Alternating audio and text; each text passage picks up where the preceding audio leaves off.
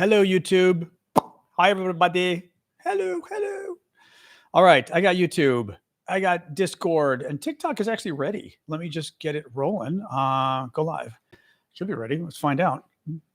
Go live. I shall unplug and replug my microphone, since sometimes that helps on TikTok.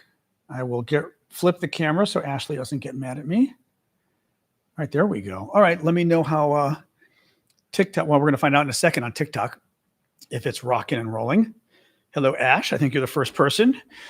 Kayla. Hey, Nick. Can you guys hear me okay on TikTok? I unplugged and replugged. You can hear. Good. Okay. Yep. I unplugged and replugged, which seems to be the magic sauce for TikTok. The lighting's nice today. See, I think because I don't know why. I think because it's kind of cloudy out. Whenever it's cloudy out, I don't know how it is on TikTok, but on YouTube, I can see it's like really nice lighting when I get cloudy days. It's a weird thing. Things you worry about when you host live chats. You worry about your lighting. Well, you have to worry about your lighting because otherwise people can't see you, which is not fun. Anyway, good evening, everybody.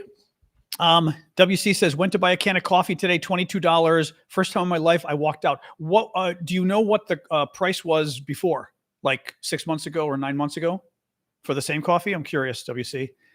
Oh, lots of gifts coming in on TikTok. Sharon, Aileen, Rosie, Chazak, Carol. Thank you, guys. Anyway, Gavin's running mate for 28. Who knows? Mamdani. That's not happening. That's not. Yes, this is my dinosaur shirt. Oh, thank you for that. What was that? The cheer mic. Thank you, Luis. Very nice gift. Appreciate that. So welcome, everybody. Half? Oh, my God. So WC says the coffee he normally buys, or she, I always forget if you're he or she, the coffee they normally buy doubled in price. See, the thing is, Trump put a 50% tax on coffee. The price of all Brazilian coffee coming into the U.S., which is 30%, not even more than 30%, around 35% of all coffee drunk in America comes from Brazil. That coffee just went up in price 50%. And because of Donald Trump, the only remaining question is whether coffee companies are going to raise the price on you or whether they're going to eat the 50% increase. There is no way a coffee company can afford to eat a 50% increase in price. If you're selling a product, I was actually surprised by this years ago. Now, some people, I think, sell products and they get very lucky.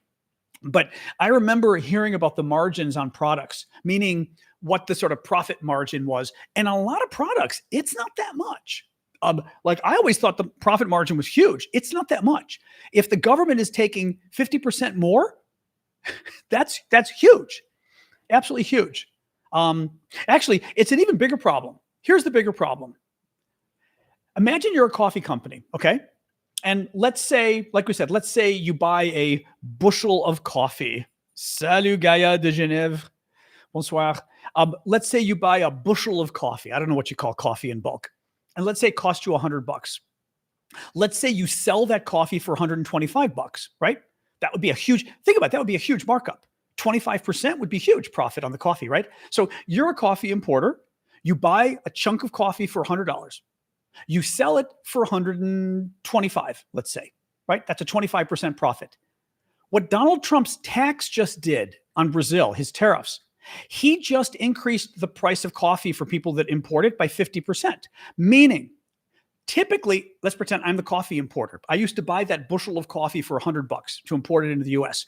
I now have to pay $150 because I've got to pay the $100 to the coffee producer in Brazil, and I've got to pay another 50% to Donald Trump now with the Trump tax.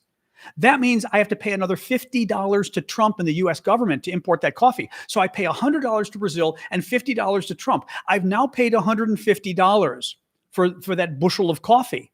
Here's the problem. I told you at the beginning of the story, what if I sell that coffee to you and to coffee shops around the country for $125? I was buying it for $100. I was selling it for $125. That gave me a 25% markup. Well, now it's costing me $150, but I only sell it for $125.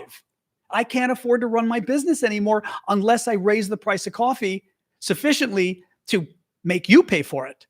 That's what's happening with it. We need a whiteboard. I know, you're right. I do need a whiteboard to explain this. But bottom line is Donald Trump put a massive tax on coffee coming to Brazil, which is much of the coffee a third of the coffee. Actually, we looked this up yesterday. 35% of the coffee drunk in America comes from Brazil. Donald Trump just increased the price of that coffee by 50%.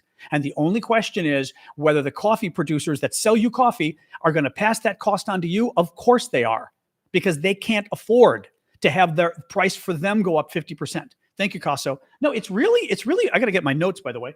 It's really bad.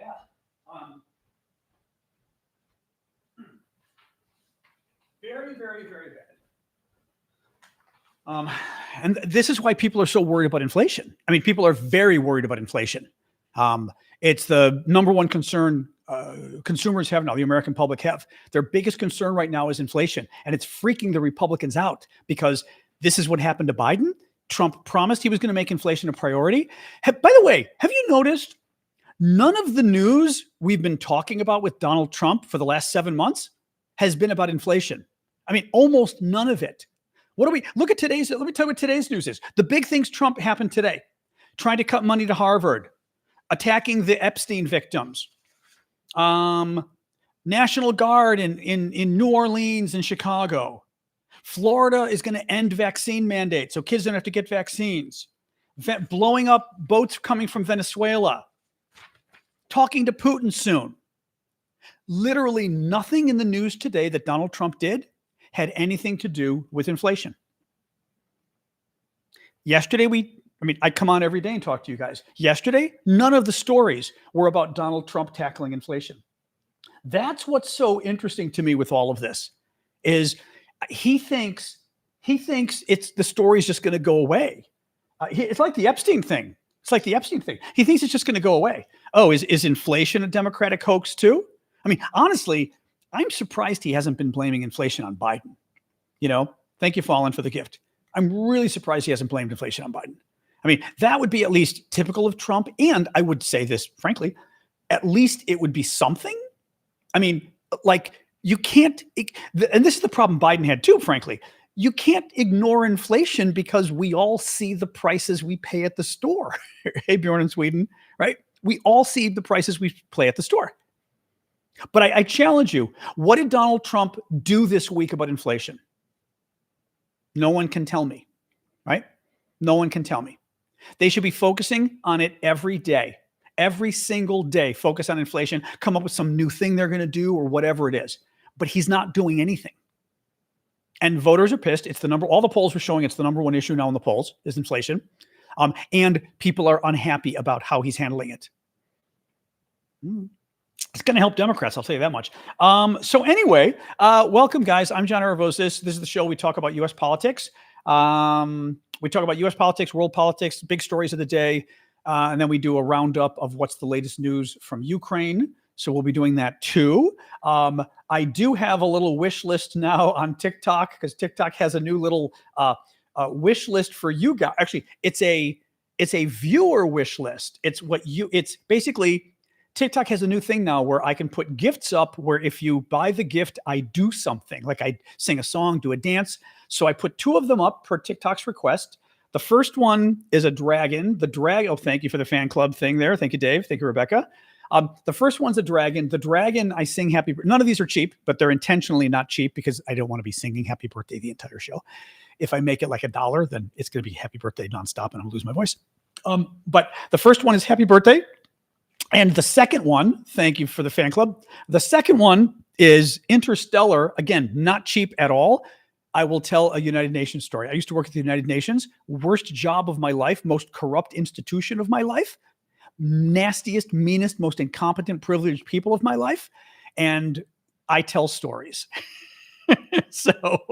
But I don't like to tell the stories because it makes me upset whenever I have to tell my United Nations stories. So I've made it a gift now. You want to buy the gift? I'll give you the United Nations story. Like I said, it's a new TikTok function for wishes, and you can put wishes down to do certain actions if you guys buy certain gifts. Otherwise, I love the gifts. Please keep them coming. You know I love you supporting my work, so thank you so much. Please keep them coming, guys, on all the platforms. Become subscribers, too. Oh, last little thing. I might as well keep reminding people. Thank you, Dave and Matt and Ren. TikTok is changing the subscriber thing middle of the month on the 15th. Basically, it's very confusing. But basically, in order to Well, okay, they're going to convert you to a $10 a month subscriber, $9.99. So that's what it is. I had a nap today. I probably do look better. They're going to convert your subscription to $9.99. Not my fault. Be aware. I think there's a 3-month grace and then it goes up. So obviously, if you don't want to do that, cancel. I'd be sad, but I would understand at the same time. And they no longer, actually, right, you have to be a super fan. You turn into a super fan. If you're a super fan, you can still do the weekend show with me, but that's the only way to do it. But you've got to pay the $9.99, which frankly is more than the other services I charge, but they give me no choice. So sorry about that. Thank you, Mia. All right, let's keep going. All right, so news today. There was a really nasty crash of an overhead tram. I think they're called funiculaires. Funicular? I can never, funicular? What are they called in English? But it crashed in Lisbon, Portugal, killed like 17 people so far. Apparently, it's a super popular tourist attraction. And the cable broke and the thing fell. I mean, really scary, like, oh God. And a lot of people died. I mean, like a really nasty, just to be aware of it, really nasty, nasty story.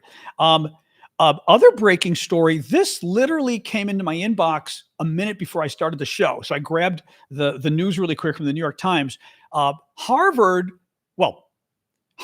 just won its lawsuit against Trump for cutting the money, but Trump will appeal. But it's still big news. Listen to this. Federal government improperly cut off $2.2 billion in research money for Harvard and must restore the funds, a federal judge ruled Wednesday, concluding the Trump administration's actions violated Harvard's constitutional rights.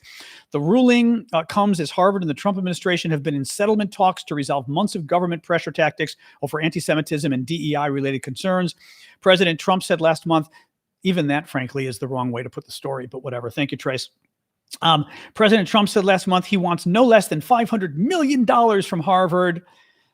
They've been bad. They've been very bad. They don't negotiate, he says.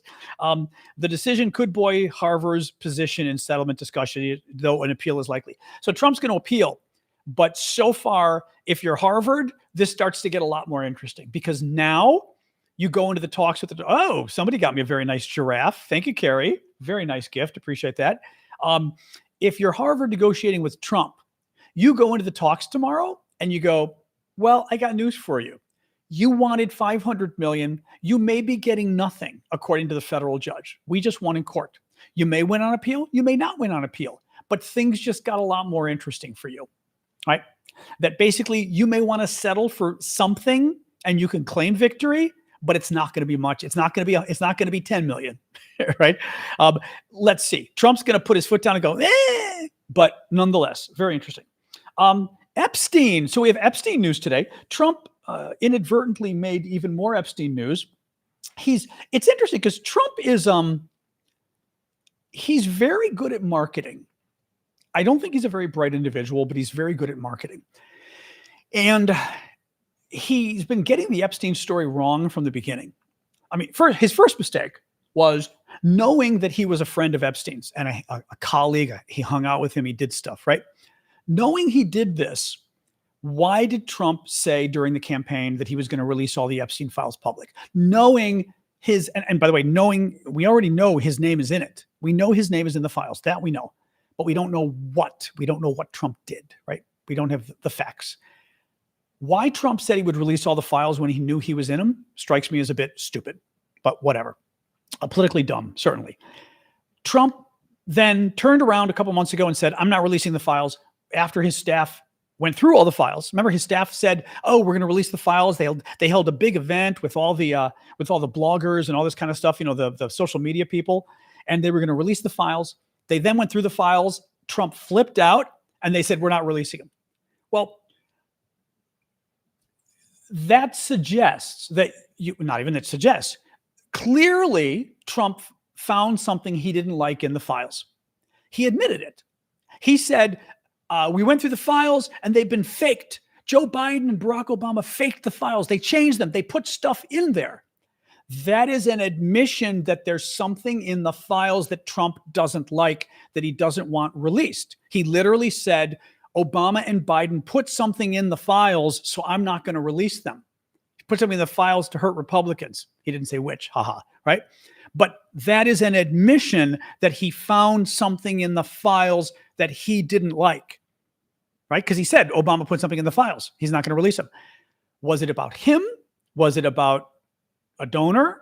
Somebody made that comment today in TikTok in the comments and said, what if it was a big bank that loans him money or a donor? And I said, that's actually an interesting point. I kept thinking about Trump, but it's true. If it's somebody, Vladimir Putin, I don't know, somebody who pulls Trump's purse strings, for example, or his puppet strings, whatever you want to call it, maybe he's doing it for them. Who knows, right?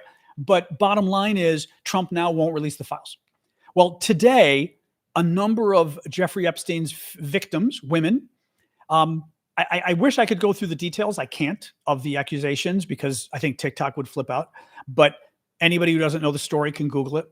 A number of Jeffrey Epstein's victims went to Congress today to lobby to basically say they want justice, they want the files released, and they want Trump to stop coddling Ghislaine Maxwell. You may recall that Trump has been doing a very weird thing where he's got his people, he already did actually, reach out to Jeffrey Epstein's accomplice, who's in prison for 20 years for bringing him underage girls, right? Very bad stuff. And Trump had his people reach out to her to get the real story. And all of us were going, what are you doing? Right? Like first of all, she's a convict. She's a felon. She's a felon for doing horrific things to children. And you want your people to talk to her to get the real story, right? Mind you, Trump has the ability to pardon her. Well, what do you know? Trump's people meet with her, and she reportedly downplays Donald Trump's involvement, and she gets transferred to a minimal security prison, and now she gets to leave for work and stuff. She gets to leave the prison to do her work. Why? And the family said this today. The women who are the victims of Jeffrey Epstein on Congress today, they said one of their demands was, A, the files be released for real, and B, why is this woman getting lenient treatment? Why is this woman who abused so many young girls getting lenient treatment by the Trump administration, being put in from a maximum security prison to a minimum security prison? And she now gets leave. The quote of the paper was, she gets leave to work. For her work, she's allowed to leave prison, according to the paper. I mean, again, 20 years in prison for hurting underage girls. It's unbelievable. So that's what the women were doing today. So what do you think Trump did, right? Trump wants this story to go away. So what do you think Trump did today? The women are the victims. Jeffrey Epstein's victims are on Capitol Hill protesting or lobbying, whatever you want to call it. And Trump says today, it's a Democratic hoax. It's all a Democratic hoax. That's what they're doing up there. Anybody pushing for the files to be released is part of a Democratic hoax. Well, one of the victims, thank you, Sandria. Love that gift. Very nice gift too, but I love that one. I like space, as you know.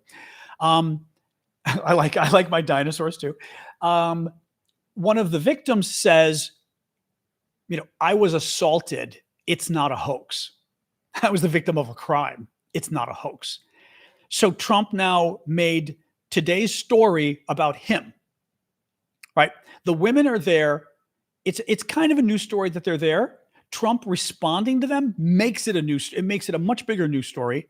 And Trump responding to them, accusing them of being Democratic activists, basically, and participating in a hoax, just sends the story through the roof.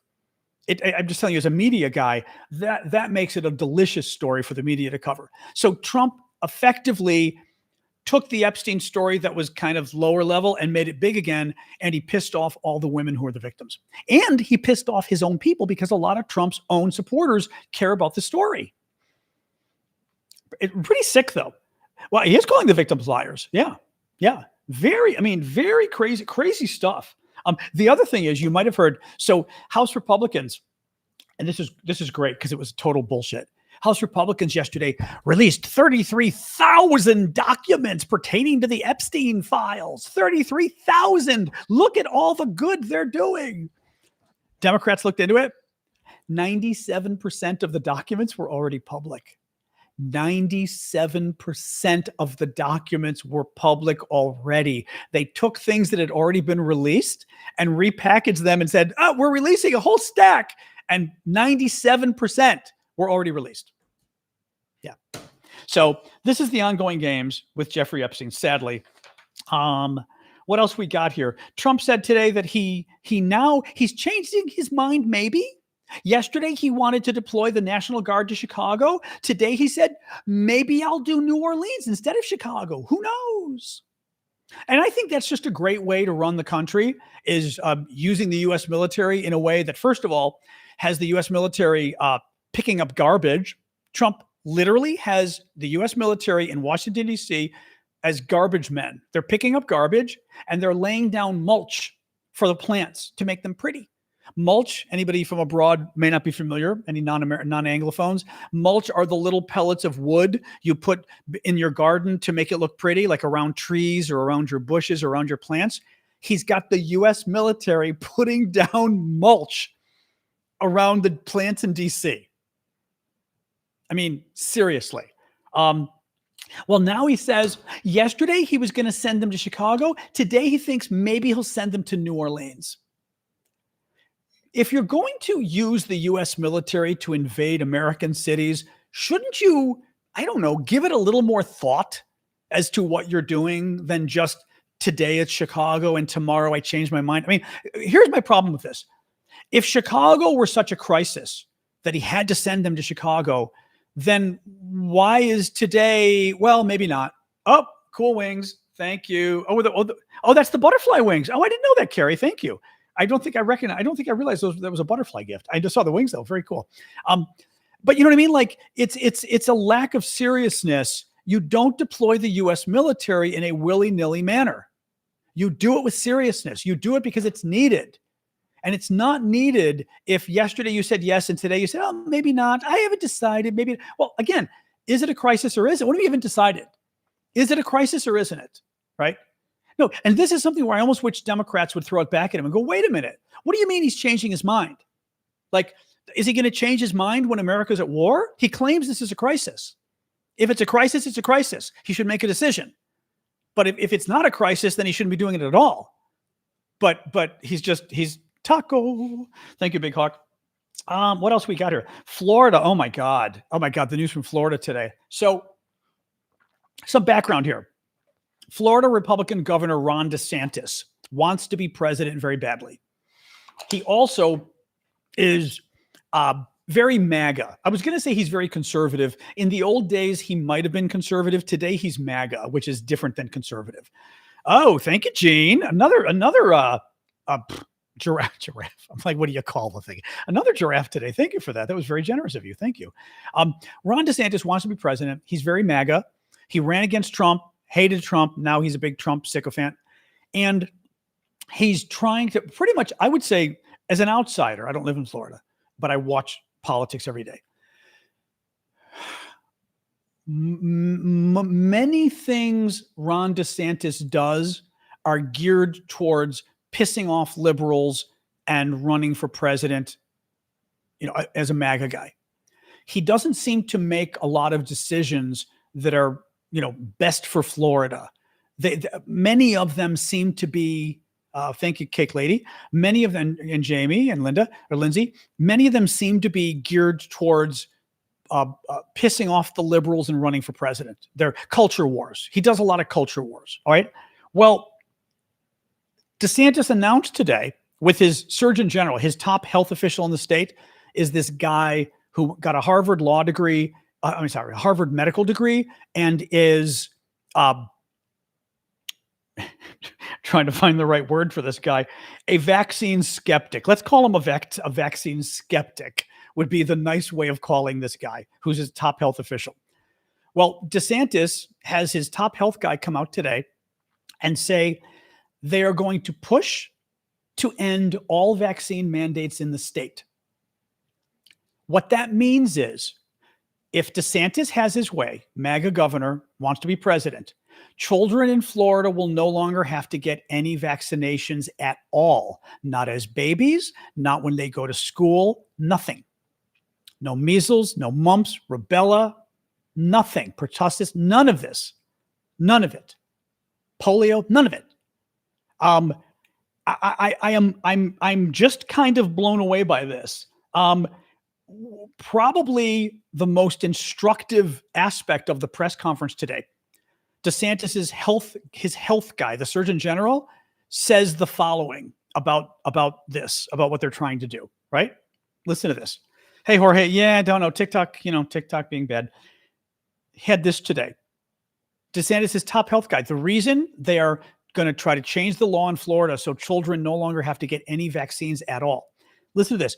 Who am I as a government or anyone else as a man standing here now to tell you what you should put in your body? So who am I to tell you what you should put in your body? Who am I? You're a doctor, you're an MD from Harvard, you're the top medical official in the state, and you're charged with keeping millions of children safe in the state. That's who you are? What do you mean? Who am I to tell you what vaccines you should get? A doctor who's the top medical official in the state? Yeah, you're a doctor.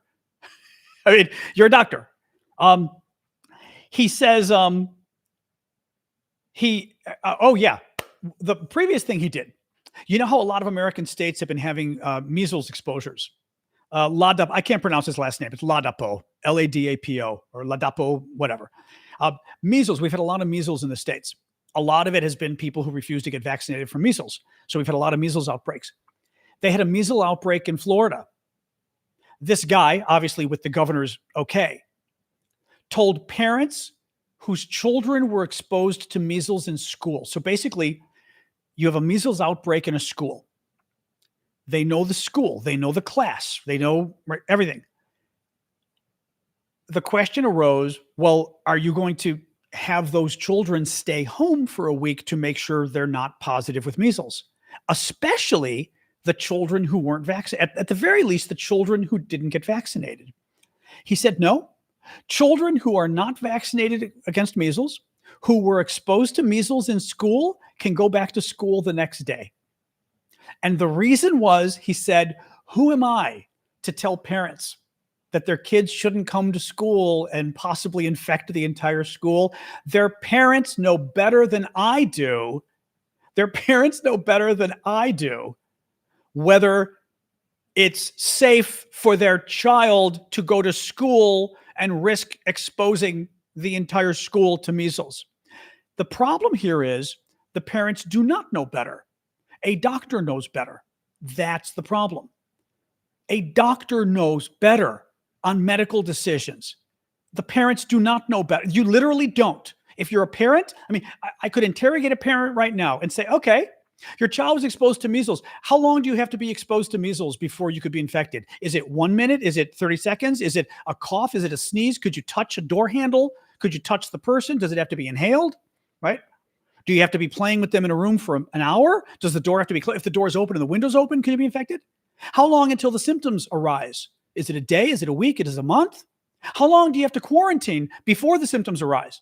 How long are you infected? Let's pretend the kids were infected. How long are you infectious, Mr. Parent, who knows better than the doctor, according to the Florida government?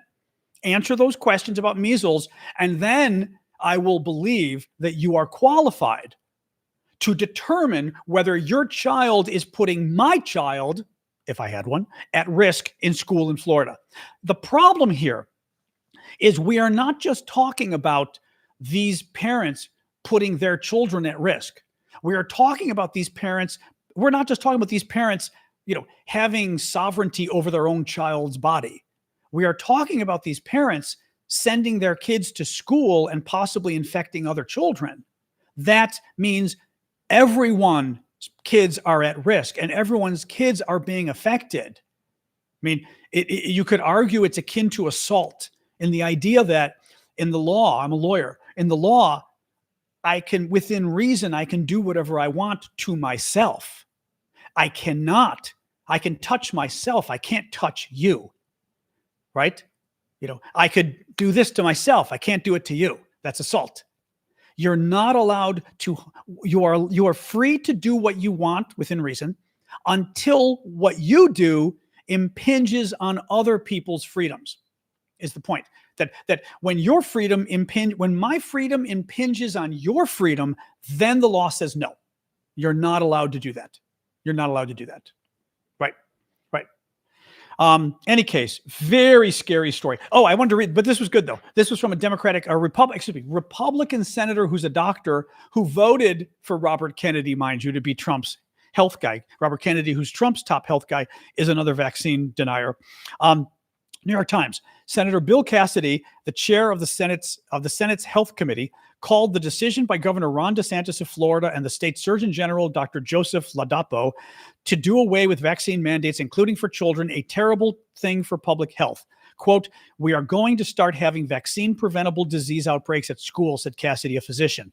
"That is not guided by any sort of epidemiological data, and you're going to have children who come to school with measles and infect other people who either have not been vaccinated or have some sort of disease like cancer."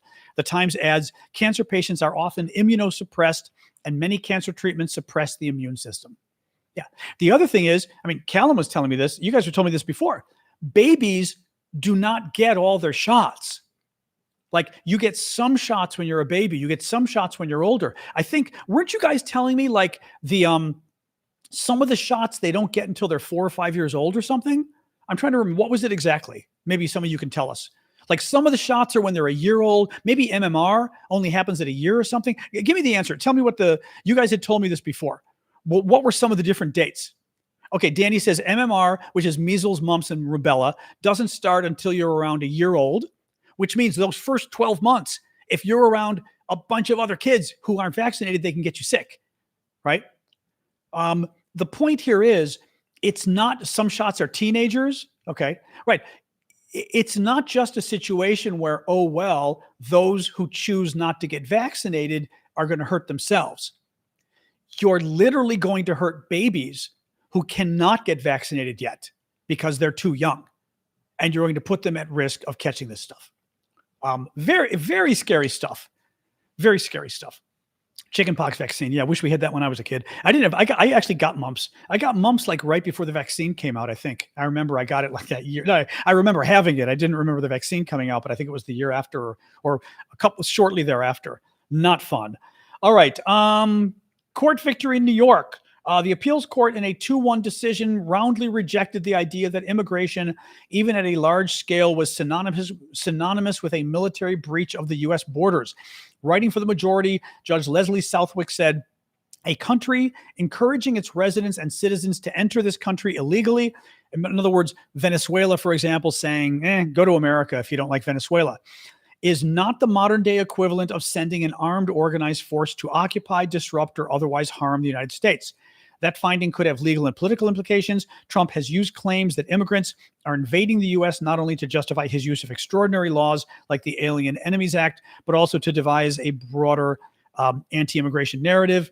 Southwick was a judge appointed by President George Bush. Now, again, this story, there's still going to be an appeal. We still have to see whether Trump wins on appeal, but it's at least this is just like what he's doing with tariffs. At some point, the law has got to kick in. At some point, judges have got to step in and say, the president has certain powers enumerated in the law, but you can't lie about those powers.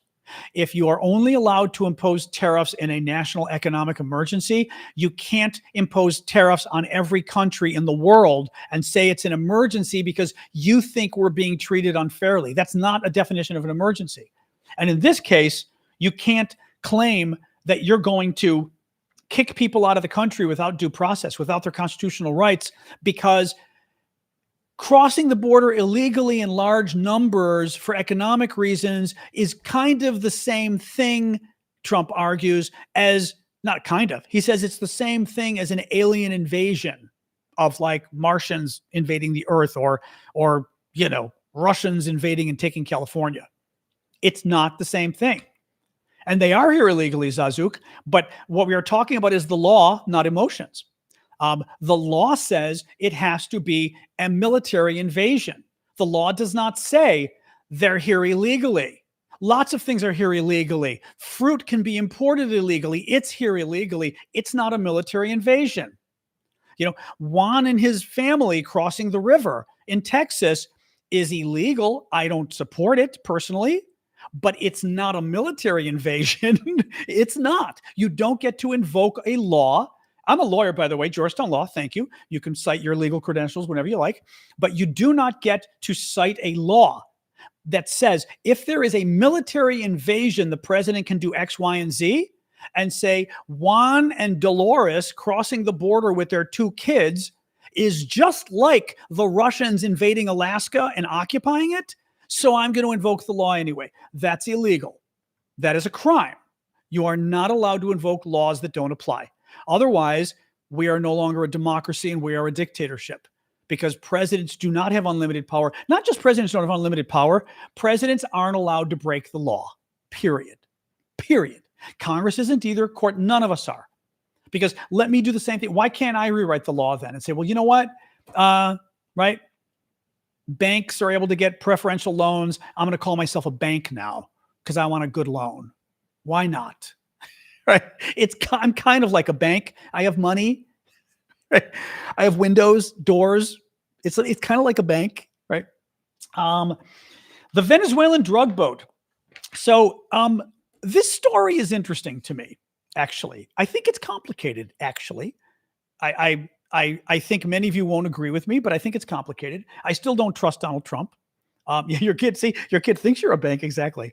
So listen to this. So a couple days ago, Trump blew up a boat leaving Venezuela, killed 11 people on board, and he claimed they were bringing drugs. They were running drugs to the United States.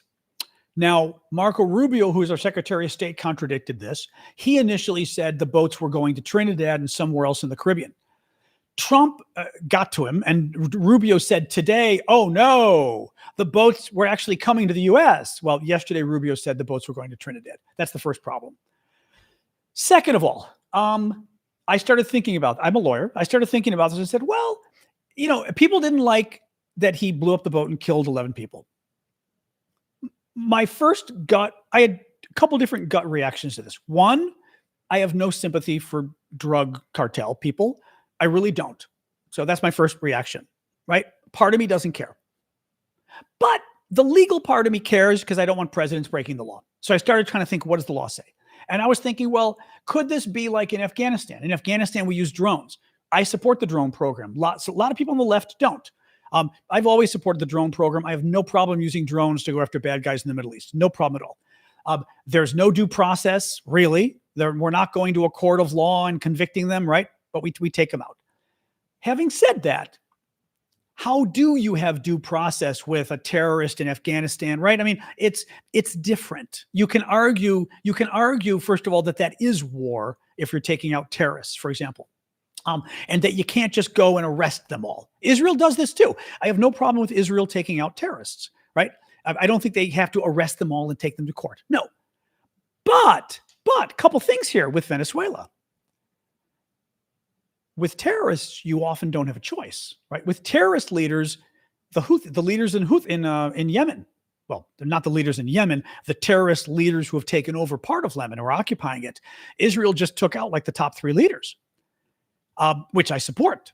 And some of the people on the left, some of the far left went crazy. And so, oh my God, they killed the Yemen government. No, they didn't. No, the Yemen government is fine, but sadly got overthrown by a terrorist group called the Houthis. So anyway, my point here is, did Trump have an alternative? I don't think we have an alternative in Afghanistan where we're going after terrorists. I think you do have an alternative in the Caribbean. It's not like you can't just send the Coast Guard or a military ship and stop the boat and take over. You have a choice. So already I've got a problem with it, right? Because if you can stop the boat and board the boat, why do you have to blow it up and kill everybody? That's a little weird. I mean, that is choosing. That's choosing the death penalty, basically. You're not having to kill them because there's no choice. You're choosing to kill them. I have a problem with that. Another problem. Do we believe him? I mean, am I supposed to believe Donald Trump when Donald Trump says, "Oh, don't worry, they were drug dealers"? Really? I don't trust him. He lies a lot. I always like to put it this way. Could you imagine Donald Trump lying? Let's put it this way, right? Would Donald Trump lie about who was on the boat and blow it up anyway? Right? I mean, if your answer to that is, yeah, I could see him lying about it, then maybe he shouldn't be the one making the decision. Maybe it should be a court in this case. So that's my concern. I will say this. I think Democrats or the rest or whoever are in a bad situation on this one. Thank you, Jackie, because it's such a nasty issue. Like, I don't want to be defending drug lords. That's bad, right? I really don't want to be defending them. And politically, they're not the kind of people we want to be defending. Trump loves, this is a distraction. Eileen said it's a distraction. I think it's an intentional distraction. Trump does it, and Americans at the basic level go, yeah, he stopped, the bad people smuggling things into the U.S. They may think about it and go, right? But at first blush, nobody cares about drug lords, right? Then they see Democrats defending the drug lords is the spin, right? They see Democrats going, well, I don't think you should have done that. And they go, you don't think he should have taken out a drug lord? Do you see the political problems of this? It's not an issue we really want to be talking about. If you're trying to take on Donald Trump, it's an issue that matters. It matters under the rule of law, but there's only so many issues you can focus on. This is not a winning issue for Democrats. All right. There are not a ton of Ukraine stories, by the way. There's a few Ukraine stories. Zelensky arrived in Paris today and is meeting with Macron before a meeting tomorrow that he's having a summit with a number of European leaders. Putin insists, this is great. This is freaking great. Listen to this. Putin insists he never rejected the concept of having a summit with Zelensky, even though he's been dodging the talks for years. Quote, this is from Putin, if Zelensky is ready, let him come to Moscow, Putin told journalists in Beijing. I'm actually glad he said that, because Trump is going to look at that quote and get pissed off. Obviously, Zelensky's not going to Moscow because Putin would have him murdered. Obviously, we all know that. Putin knows that. Zelensky knows that, right? He's not going to Moscow. They'd kill him. At the very least, they would arrest him and they'd probably kill him. But Trump knows that too. And Trump sees that quote from Putin, and Trump says, Trump has his issues, but Trump knows 3-4 weeks ago in Alaska, Putin told him, I will meet with Zelensky. Trump asked him to, and he said, yes, I will meet with Zelensky. Putin now is saying, well, I'll meet with him if he comes to Moscow. Ha, ha, ha, ha. Like I'm telling a joke now. Trump ain't going to like that. This is actually very helpful that Putin is doing this. Thank you, Gigi. It's very helpful. So, I do it because I speak French, WC. Yeah, I think it's very helpful that Putin's doing this because he's pissing Trump off and he's showing that he's not genuine about peace. Now, let's see if Trump does anything about it, like we said, but that's still a good thing. Finally, Trump told the Polish president who's visiting, the president is not as important as the prime minister. Like many European countries, the prime minister is actually the leader. The president is kind of a figurehead, whatever. But the Polish president is visiting, and Trump told him, thank you, Sari, he will send more U.S. troops to Poland if they want to protect themselves, basically against the Russians. That's interesting. That's another one that's interesting. Let's see if he does it. But that kind of goes against everything Trump got elected on again, right? Thank you, Addie. And thank you, Auntie, for the gifts. And sorry. The fact that Trump is talking about sending more U.S. troops to Europe when supposedly he said we've got too many troops everywhere, and especially in Europe, he doesn't want to defend it anymore. That's very interesting. It's good. I'm glad, but it's very interesting. His people are not going to like it. Remember, Trump's people are isolationists who love Russia, both. So they don't want the U.S. getting involved abroad, and they really don't want the U.S. getting involved abroad to stand up to Russia. The only reason we would be putting putting troops in Poland would be to stop Putin, to shore up the Poles against a possible Russian invasion. It's the only reason. Anyway, all right, I'm gonna adjust my cameras. sit back and relax, and we hang out now. I didn't think it was much news today, but it ended up being a lot of news, didn't it? It did. Actually, I'm going to get my little vibrating ball for my hand. Let's do that while we're sitting here. Might as well. All right. Where's my little geodesic? There we go. It's like a little, it's like my ASMR. Can you hear it? I assume you can hear it vibrating. Does it like, ooh? But it's supposed to help my hand. Ugh. Exactly, doing physical therapy on camera. So, all righty, adjusting camera. That's not bad. That's not bad. All right. Anyway, so let's talk news. What's going on? Any of the stories? Anything? So April-Ski's talking about China's military parade. I didn't really care. China held a military parade. Putin's there. And, what's his face? Idiot North Korea dictators there. And I was like, okay, whatever. Thank you, Becca. And apparently China did it. China held the parade of all of its top weapons to let its enemies know it won't be pushed around. Okay. I'm really scared because you held a parade. Sorry, my nose is itching again. I don't quite get it. Right? Like, oh, well, yesterday I would have pushed China around, but today they held a parade. So no more pushing them around. I mean, and by the way, as Gene just said, nobody's pushing them around anyway. But you know what I mean? Like, oh, you held a parade. Well, hey. I mean, if I'm a general, I'm terrified now. Frankly, the parade was great because the parade simply gave us more satellite access to see more of the weapons. Now, some of the weapons might not even be finished, by the way.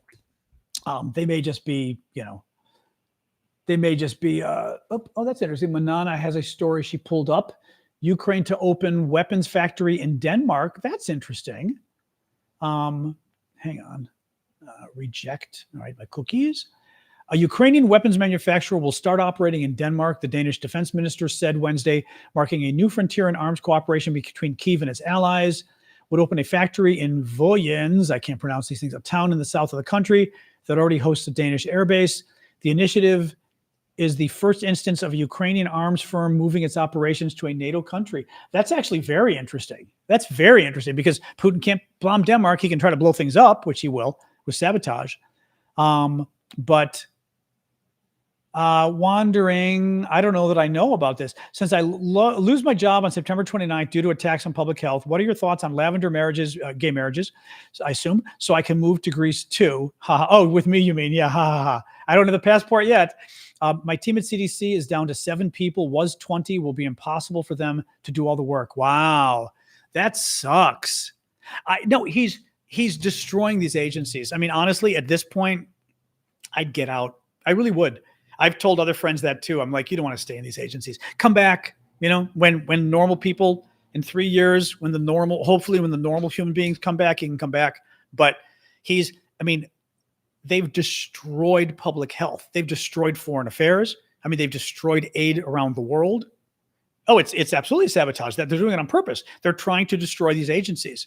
But public health, they fired like all the top people, all the experts we've had for decades on public health and viruses and diseases. They fired them. It's absolutely sickening, absolutely sickening. Michelle, your IRS, CFPB, and IRS. Oh, very scary stuff.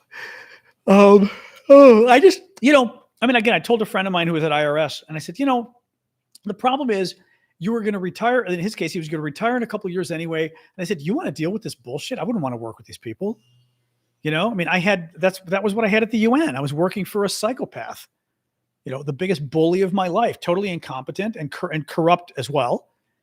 And I should have filed a lawsuit against her first day I got there. I should have quit. I knew she was a horrible human being before I accepted the job. Again, no one's buying the gift. I'm not going through the whole story. But I accepted the job, met her twice, and she was a horrific human being, a bully both times I met her, and I should have walked out. I told people afterwards, I told my family, I said, I think I'm making a mistake. She's a horrible human being, and she was a horrible human being. And now is working in the private sector, like for NGOs and stuff. former head of director of communications at UNDP. You can Google her name, 1995. No, I'm sorry, 2015. But she now works in the private sector, and American law governs you in the private sector. And I got news for you. The lawsuit I would have had against this woman, I hired a lawyer anyway, but the lawsuit I would have had against this woman, had she been in the private sector, would not have been funny. Including the time she massaged my shoulders. No, I mean, the shit she pulled that you do not do in an American world. Maybe abroad you can do this stuff. You do not do this shit. After harassing me nonstop, she came up once behind me and starts massaging my shoulders. I kid you not. And I'm sitting at the computer and I literally pulled away. I was like, hi, can I help you? And I'm like, you're massaging my shoulders? Like 2015, guys. Like, what kind of human being does that in 2015 to anybody else in the office? No, you would have to be my best friend in the office. And even then, like, she's a girl and I'm a guy. You don't massage my shoulders. Yeah. Anyway, all right. Stopping the UN talk. I'm telling you, horrific job. That's not the person. Nope. Director of Communications, UNDP 2015. There aren't that many of them. So yeah. Yeah, exactly. No, like I said, had she been working in the private sector, the lawsuit would have been so big, and she's in the private sector now and she was there before. I have a hard time believing that there aren't others out there. So yeah, touchy. Yeah. No, I'm Greek. I'm touchy. I don't go up and give people massages, especially somebody I do not have a relationship with at all. I mean, she was a bully to me and she went up and gave me a massage. Like, Jesus Christ. I should have said, get your filthy paws off of me, you goddamn ape. Well, you stinking ape. That's the quote from Planet of the Apes. It wasn't, no, get your filthy paws off of me, you stinking ape. Was that, what's the exact quote? Somebody pull up the exact quote. I'm forgetting. That would have been very funny. Oh, man.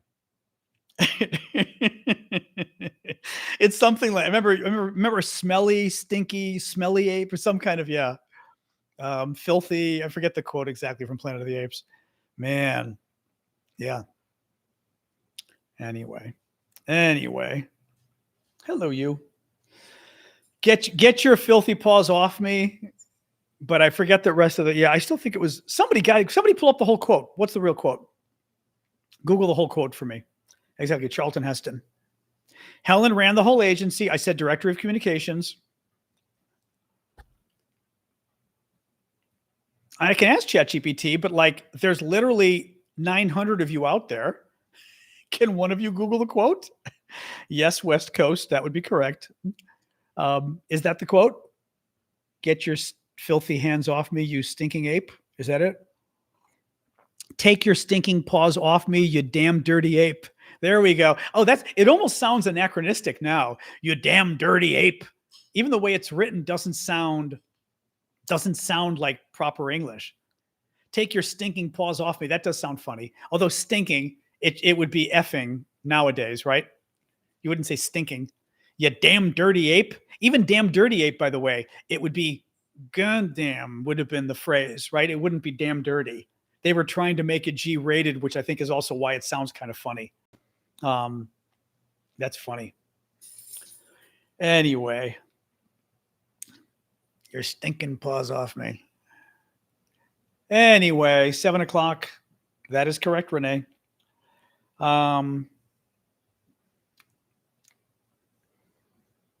Anyway, what else, guys? Gott in Himmel. Yeah, my UN stories. No, I mean, I just nonstop at that place. Horrible. I just have never in my life. No, I mean, it was an incredibly traumatic work experience. I could not imagine in my life how bad work experiences could be. Just horrific human being. And then somebody came on a couple of years later to our chat a couple of years ago, and they said, "Oh yeah, she got fired, you know." I said, "You're kidding." He goes, "Oh no." He goes, "I used to work with you, but I'm not going to tell you who I am." He gave her name, and he goes, "Hey, by the way, we weren't even talking about the UN." He said, "Hey, John, I worked with you before. Guess what? So-and-so got fired." I said, "You're kidding." He goes, "Oh no." So that was good news, if true, But it was so random that it sounds true. Oh, dog wants water. One moment.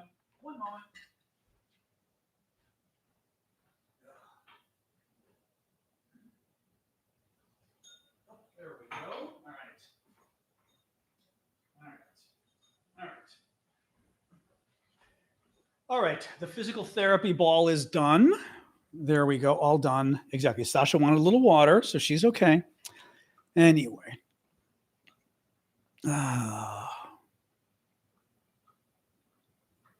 I worked for the UN for a year.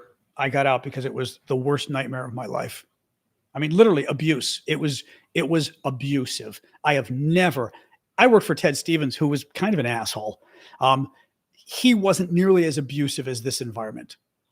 It was just the most horrific. They shouldn't get a dime from us. Maybe the UN headquarters, but the agencies shouldn't get a goddamn dime from us, as far as I'm concerned. I wish I knew somebody in the Trump administration. I would tell them to cut off UNDP. I should look into it still, frankly. They should be cutting UNDP entirely.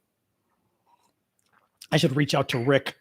Can't stand Rick Grinnell, but I should reach out to Rick and go, Rick, I don't like you, but people, and we have a common interest here. Man. Things have not changed. It's the United Nations. I doubt anything's changed unless they fired all the staff.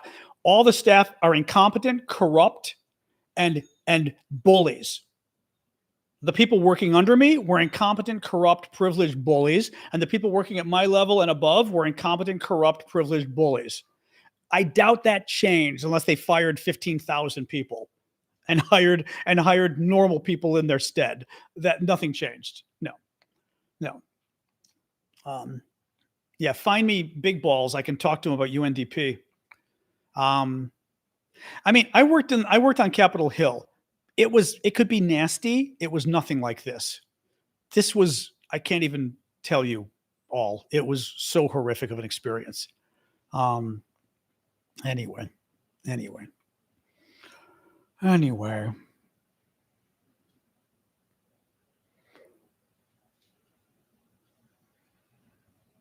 I think Ben is good on Ukraine, though. Yeah, Yen says Ben Shapiro, MAGA streamer, traveled to Ukraine recently. Today, put out a rather Ukraine-supportive video on YouTube. Ben, but he's I believe. Remind me if I'm wrong, but Ben Shapiro, I think, has been good on Ukraine. I think. Am I wrong about this, guys? I seem to remember that. Yeah, Deb is saying yes. That's what I remember. He was already one of the good guys. Yeah. So yeah, that's good. That's very good.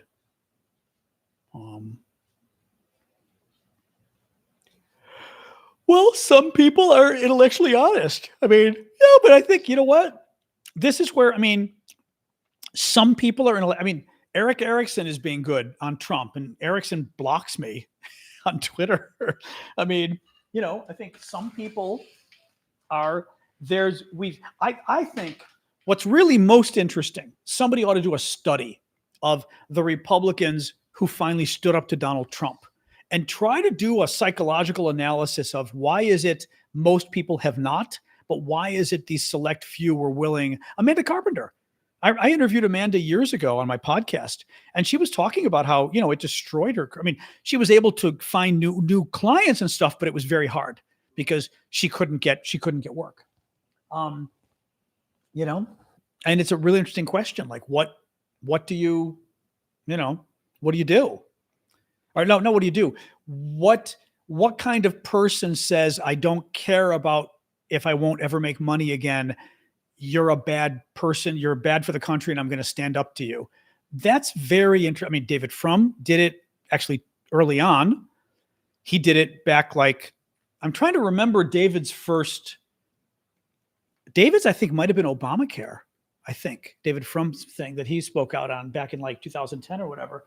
But come on in. But it's an interesting question. Like Amanda Carpenter, John McCain was a taco as well, though. McCain would waffle on stuff. McCain would occasionally he saved Obamacare, which was not a small deal, but he would also cave a lot, You know, oh, that's right. That story. Sorry, JT. I just saw your comment. Exactly. That story. I forgot about that one. Yeah. Yeah. I may have to tell a UN story anyway. You see, you're making me want to tell UN stories now. These crazy, privileged, spoiled children. Oh, God. So annoying. Anyway. No. No.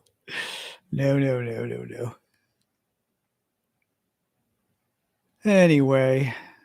All right. Well, we're heading to the end of the show here, guys. We've been doing over an hour.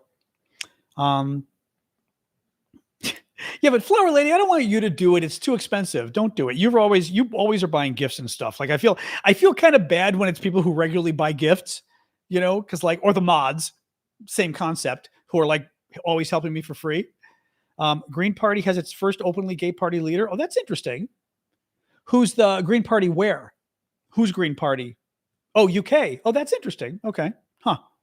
That's very interesting. Exactly. Somebody except Flower Lady, because I feel bad if it's Flower Lady, because she's always generous enough. And honestly, the UN one is expensive. I did it on purpose because I didn't want people always making me tell UN stories. Oh,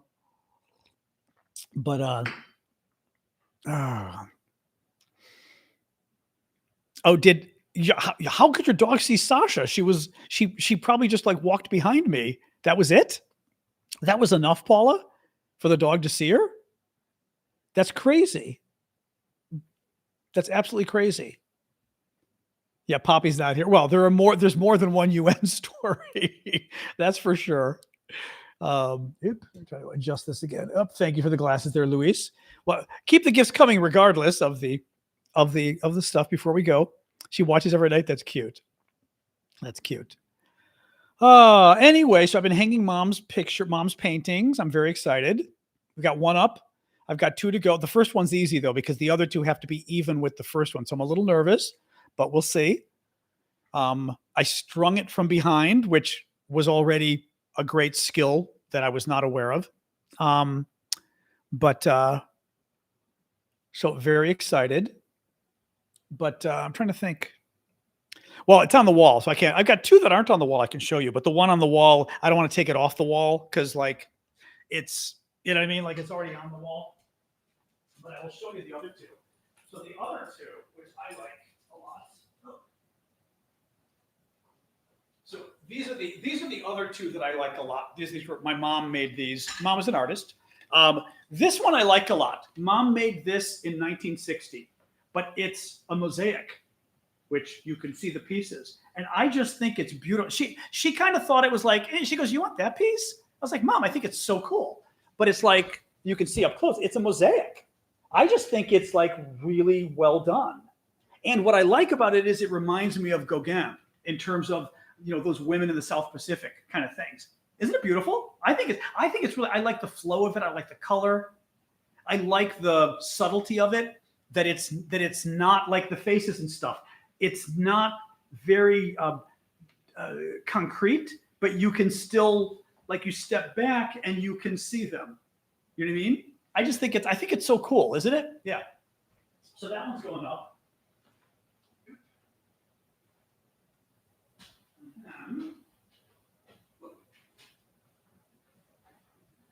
And then this other one. So this other one is funny. This other one's a family favorite. It's funny. My sister's son had sort of put dibs on it, and I asked him, and I was like, okay, that was always my favorite painting. If you insist, of course, I'm going to give it to you, but would you consider letting me have it? And then when I die, you get it. And he said, yeah. I said, okay. This one is very interesting. It's very pretty. We're talking late 1960s, maybe early 70s at best. I'm trying to like get in the camera here. There we go. Pull that out of the way. We're talking like late 1960s, early 1970. This one is funny. I don't know if any of you are going to recognize. And I remember, but I Googled and can't find it.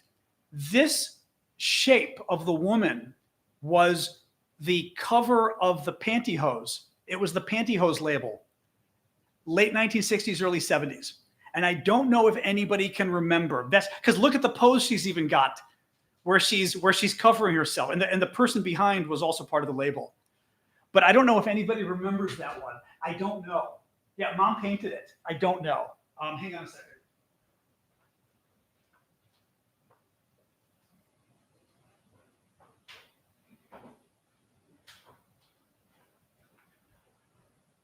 But I could, yes, Mel remembers. I remember that one. And I Googled it and couldn't find it. Could not find it. But it's kind of cubist. Yeah, it's cubist. I think it's very pretty. It's very pretty.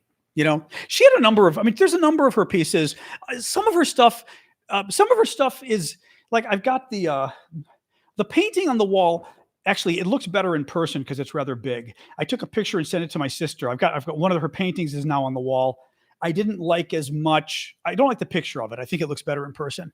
But her stuff, she was very good. Some of her watercolors I didn't love. She actually did the one thing she did, which I thought was neat. She did, I'll show you, a clay bust of a head. And I asked her, because it was in the bedroom, literally, it was in the corner of the bedroom upstairs on a shelf in the corner. And I was like, Mom, literally, she put it in like the guest bedroom, like in the corner. And I was like, that's a really cool piece. Years ago, and she goes, you like that thing? I was like, Mom. So I'm going to show you. And she thought this was crap. She goes, oh, I just did that once. Like, I was in a class once and they wanted us to try clay. And I said, okay, I'll try clay. And hated it. And I will show you this piece that Mom, again, first and only time she did clay, and she hated this piece.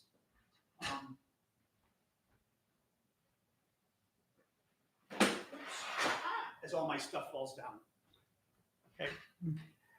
This is the face that Mom hated, that she thought she was really bad at doing faces with clay.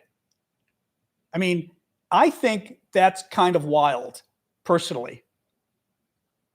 Just because I find the face so expressive, and I could never do this. Actually, this side I think has a nicer profile as well. Like you guys can see, and then you guys can see. In a million years, I couldn't do this. Isn't it cool? Yeah. But I love it. She's like, you like that? I was like, yes, I like that. Oops. Thanks. Put this stuff back up. I'll put it here for the moment. All right. But as one of you said, typical artist, I think, you know what I mean? It's like the idea of them just hating their own work, I just think it's very well done. It's not perfect, obviously, but there is no way I could take clay and the expression to get like that expression of joy coming out of the clay, especially that, not just a head, but somebody said, make an expression of joy of be like, of a clay figure. Good luck with that. Like there'd be no chance in hell. See Arctic. Anyway, but you're right. That's the, I never actually practiced law. No, I got a law degree, but then I went straight into politics. But yeah, anyway, so I think it's neat and it's fun to have stuff of hers, and, eventually the nieces and nephews and everybody will get them, and which will be neat. It'll be fun because I think it would have been fun. We've got like a couple things from my great grandparents, for example, right? Like I've got a couple of the Greek artifacts, so to speak, which are neat, like from great grandparents and even some before. But I think but there's not much of those. And I think it would be neat to have, to have that kind of stuff, to keep some of it, at least the artwork. Again, somebody has to like the artwork. You're right. You're right about the bowl. Imagine even doing a bowl in clay. That would be hard enough on its own. Where was this? I'm like looking at this. I don't think it's going to sync the photos. Probably not. No. Oh, wait, it would be here actually. Hold on. I don't think you can see the third one. I sent my sister a text. Yeah, I don't think you can get a good enough. Well, actually, you can get a decent sense. I forgot it. It's not a decent sense. This one is very nice too. This is one of her acrylic paintings. Again, probably 1970s. I think it's Greece. Let me up the light a little bit because the hallway doesn't have a ton of light. But this was a painting she did that I thought I think is Greece. But it's very pretty. I don't like her paintings as much as her other work personally. This one I think is nice. A lot of her watercolors I didn't love as much, but but it's nice and it's great. It's very pretty. Like I said, her paintings I don't like as much, but it's very pretty. So that's the one I already put on the wall. See you, Blue. That's the one I already put on the wall. And I now, after the show, I'm going to maybe start putting up the next ones just because, I'm doing the old measuring from the bottom, measuring the distance between the paintings, like all that kind of stuff that makes me very nervous, So we'll see. But I want to get the paintings up because I want the RoboVac to run because like too much dust in the house. Fixing the Democratic silence in DC. Well, they're not being silent, but I think they're not sure what to say. Oh, your grandmother was an artist? That's neat. Anyway, but yeah, it's pretty though. Like I said, it's pretty. It's nice enough. Put it that way. It's mom's, so But I've got the family tree, so that I'm not getting that down. That's on the wall, so that's done, which is nice. It's just that everything is back, thank God. So that's good. I could show you, the family tree as well. There we go. So actually, this is not the wall the family tree is on. This is a different wall, but that's the family tree. Now, this is the one branch of the family to our sort of most famous ancestor. But you can just see briefly. It's a tree, but it's got several hundred people on it and took a lot of time, going back to the 1770s. So very cool. But yes, the shipping. Now the shipping thing is kind of funny because in the end, the Cubist piece are tiles. It's a mosaic. They're literally tiles. Yeah. So I don't know how. I should have talked to her about that. I don't remember talking to her about like literally. I remember her saying she had to break apart the tiles, but I don't remember like whether she just grabbed individual tiles and looked at what might fit. You know what I mean? I don't know how you even do that, But mom made the family tree as well. Yep. So that's nice to have.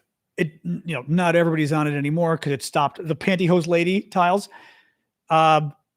The pantyhose lady is oil. I shouldn't say oil. Is it acrylic? I'm forgetting now oil and acrylic, whether they're the same things. I'm forgetting a little bit. I think it's acrylic because it's got a little bit of, well, the boat is definitely acrylic because it's like 3D. This might be oil because it's finer. You know what I mean? It's flatter. It's not as three-dimensional as the boats were literally, tools for cutting the glass on a line you sketch. Okay, maybe that's what she did. Yeah. Yeah, tell her map to family treasure. Exactly. Oil is more 3D than acrylic. Oh, I thought it was the opposite. I thought acrylic was the one that gets super, like the big, where you use the knife on. You know what I mean? You use the big palette knife. I don't remember. I mean, you'd know looking at it. You guys would know. I don't know. I don't recall. But I know it's not watercolor. Watercolors are easy to recognize. Did we get the artistic talent? Hard to say. I mean, my sister is like great at interior design and design overall. I mean, clothing as well. But like interior design. I'm good at photography. My brother's an architect. My other sister made jewelry. I mean, at one point was making some decent jewelry. So I guess you could say to a degree, right? Although none of us have done art that I recall. Whereas mom was art.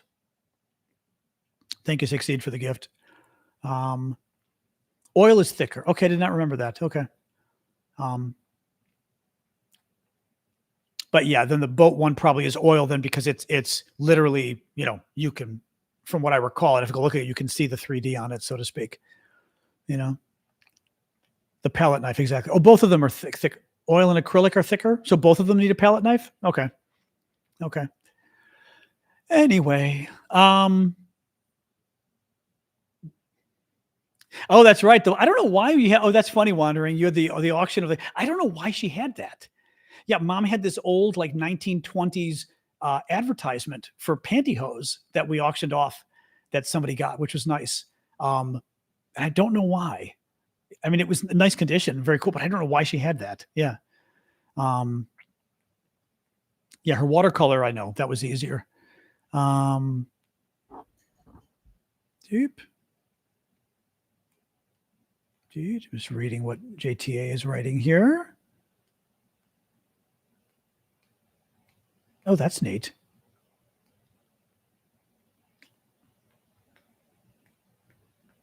Oh, that's neat. Oh, wow.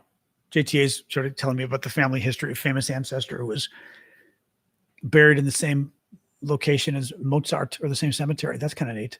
Huh. It's fun. I like the family history stuff is fun. I don't remember. I mean, my one nephew got a lot of art because the problem is like, this is sort of the problem you get in general of getting your parents stuff when they die is you've already got a home. So like you've already got furniture and you've already got art and you've already, right? So like I still had places on my wall. So I only took three pieces of work, really. I took 3, but that includes the family tree because I already had enough stuff. I couldn't, I mean, she had 20 paintings. So like my one nephew got a lot of them, but the other nephews still got, like Kathy's kids got several. They wanted several. So we all got, we spread it around. But it's harder, I think, for the older people because like you've already got a house full of stuff. So you don't really have room for mom's stuff. But as long as the kids get it, at least it's not getting thrown. We didn't throw anything out. So that's good. Well, the estate sale stuff, we can talk about that another day. It's getting late. The estate sale thing's a bit of a mess because for an estate sale, they really want you to basically not give anything. She was kind of bitchy to me because she goes, "Oh, so you gave that to the grandkids?" And I said, "Well, I went through with my siblings first and we took a number of things." Oh, I said, as would be expected when your parent dies. Like the woman wanted us to not take anything or she wasn't going to do the estate sale. It was like, well, sorry to disappoint you that I wasn't willing to throw out all of my mom's stuff, but we did want to keep some of it. So yeah, what do you do? It's not fun. Estate stuff is so not fun. Living, I never want to do it again. I never am going to do it again. So not fun. So anyway, the grandson of the artist. Oh, to the grandson of the artist. Oh, that's interesting. Oh, that's kind of fun. That's fun. Anyway, all right, guys. I think we're going to call it quits because it's 7:23. So unless anybody else has got any last minute comments.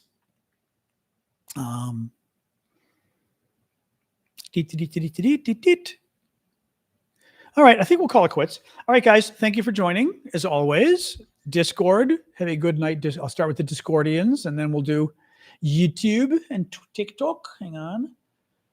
Who else is here? Oh, just Jeffrey and JTA. All right, see you guys. Thank you for joining us. Burp. All right. Hang on here. I've always my camera's always in the way. There it is. All right, YouTube. All right, YouTubers, see you guys. Thank you for joining. Boom. Okay, and then TikTok.